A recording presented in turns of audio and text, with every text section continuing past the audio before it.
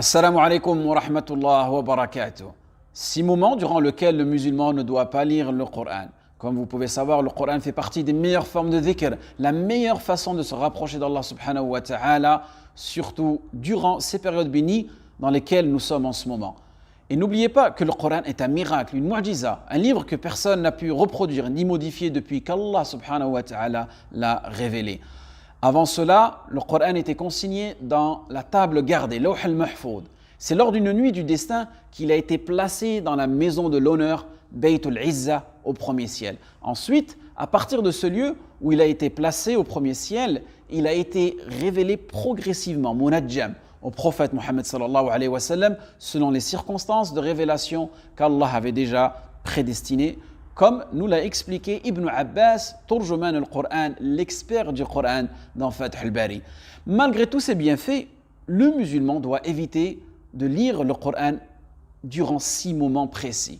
Le premier moment, lorsque tu es en état d'impureté majeure, c'est-à-dire janaba, qui vient du verbe yatajannab en langue arabe, qui signifie éviter. Le musulman doit éviter certaines adorations lorsqu'il est dans cet état-là, et il a même été rapporté que certains anges l'évitent. Donc un petit conseil, lorsque tu es en état de janaba, fais ton roussoul, le bain rituel, le plus rapidement possible.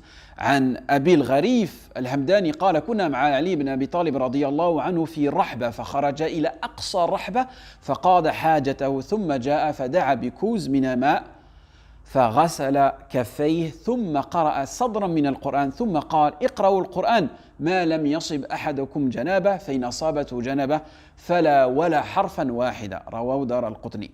D'après Abu al-Gharif al-Hamdani, il dit nous étions avec Ali ibn Abi Talib radiyallahu anhu à Rahba. Et il est parti à l'autre bout de Rahba et a fait ses besoins. Puis il est venu et a demandé un récipient d'eau.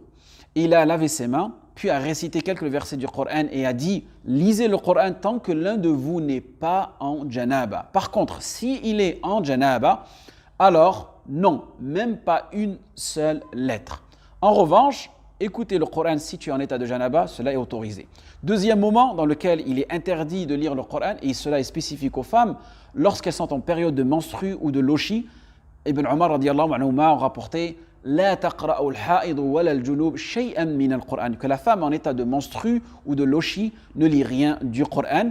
Et il y a un deuxième avis, certains savants ont dit que la femme peut lire le Coran mais sans être en contact direct avec le mushaf. Et si il y a une nécessité, par exemple c'est une enseignante, une étudiante, qu'elle touche le Coran, alors dans ce cas-là, mais elle doit mettre des gants. Donc il y a divergence. Troisième moment, pendant le sujoud ou bien le ruku', c'est un moment pour invoquer Allah subhanahu wa ta'ala et non pas pour lire le Coran. فعن علي بن أبي طالب رضي الله عنه قال نهاني رسول الله صلى الله عليه وسلم عن قراءة القرآن وأنا راكع أو ساجد. Le prophète صلى الله عليه وسلم a interdit Ali de lire le Coran durant le sujoud et le ruku'. Et ici une petite exception. Si durant tes invocations, tu utilises des versets du Coran comme Rabbana atina fid dunya hasana ou fil akhirati hasana, dans ce cas-là, les savants disent que c'est autorisé car tu invoques Allah subhanahu wa ta'ala et tu ne lis pas le Coran. Quatrième moment durant lequel on ne doit pas lire, réciter le Coran, c'est pendant nos prières de groupe. Et surtout lorsque l'imam il récite. Et surtout durant les prières à haute voix. Car personnellement, en tant qu'imam, c'est dérangeant d'entendre des gens réciter derrière vous et cela peut tout simplement vous déconcentrer durant votre récitation. Allah subhanahu wa ta'ala nous dit وَإِذَا قُرِئَ الْقُرْآنَ فَاسْتَمِعُوا لَهُ وَأَنصِتُوا لَعَلَّكُمْ تُرْحَمُونَ.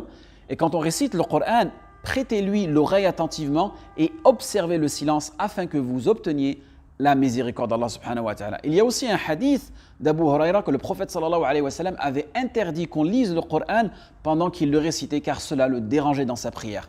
Il avait dit هل قرأ معي أحد منكم آنفا فقال رجل نعم يا رسول الله قال إني أقول ما لي أنازع القرآن قال فانتهى الناس عن القراءة مع رسول الله صلى الله عليه وسلم.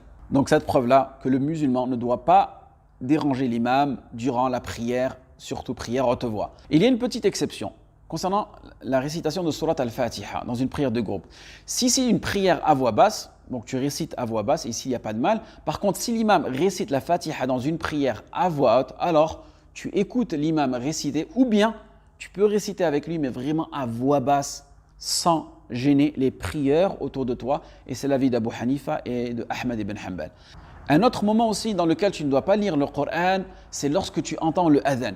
Tu dois t'arrêter de lire et tu réponds au adhan comme il a été mentionné dans la sunna. Tu répètes après le mu'adhin en répétant comme lui, sauf au moment où il dit hayya ala salat, tu dis la hawla wa la quwwata billah, car ici la lecture du Coran est un dhikr, donc une évocation générale, am. Et le adhan ici est un dhikr spécifique, khas. Et là on donne la priorité au dhikr khas, spécifique dans cette situation. Parfait. Et une fois que le adhan est fini, alhamdulillah, tu reviens à la lecture du Coran. Un autre moment durant lequel tu ne dois pas lire le Coran, lorsque tu te trouves dans les toilettes, que tu sois en train d'effectuer tes besoins ou pas, car c'est un endroit impur au niveau shar'an, dans notre sharia. Par respect au Coran, le musulman, ni il rentre avec le Coran et ni il le récite. Et les savants ont dit que le prophète sallallahu alayhi wa sallam ne rendait pas le salam s'il était dans des toilettes ou lorsqu'il urinait par exemple. Donc lire le Coran est aussi interdit. قد امتنع عن رد السلام وهو مكان الخلاء فالامتناع عن القراءة من باب أولى. En revanche, si tu es dans les toilettes et le Coran est récité, tu n'as pas à boucher tes oreilles, tu peux tout simplement l'écouter. Rentrer avec ton téléphone, c'est autorisé, même si dans ton téléphone, il y a une application du Coran. Et j'en profite aussi pour passer un petit message. Passer du temps dans les toilettes sans nécessité est détestable, makrouh chez les savants. C'est un endroit impur et un endroit où se rassemblent les djinns et les shayatines, et aussi un endroit durant lequel le musulman découvre sa aura, donc ses parties intimes. Et le musulman, il doit dévoiler ses parties intimes le moment le plus court possible. Donc, ne lisez pas des magazines, des news, vos notifications dans les toilettes, s'il vous plaît. Donc, petit récapitulatif, lis, récite le Coran à n'importe quel moment, sauf si tu es en état de janaba, si tu es en période de menstruée de lochi pour les femmes, et je vous ai mentionné la petite divergence qu'il existe entre les savants, lorsque l'imam récite, lorsque tu entends le adhan, lorsque tu entres dans des toilettes ou bien tu es en état ou bien tu es en train d'effectuer tes besoins. Et petite précision ici, je voulais rajouter, une salle de bain propre qui ne comporte pas de cuvette WC n'aura pas le même jugement que des toilettes.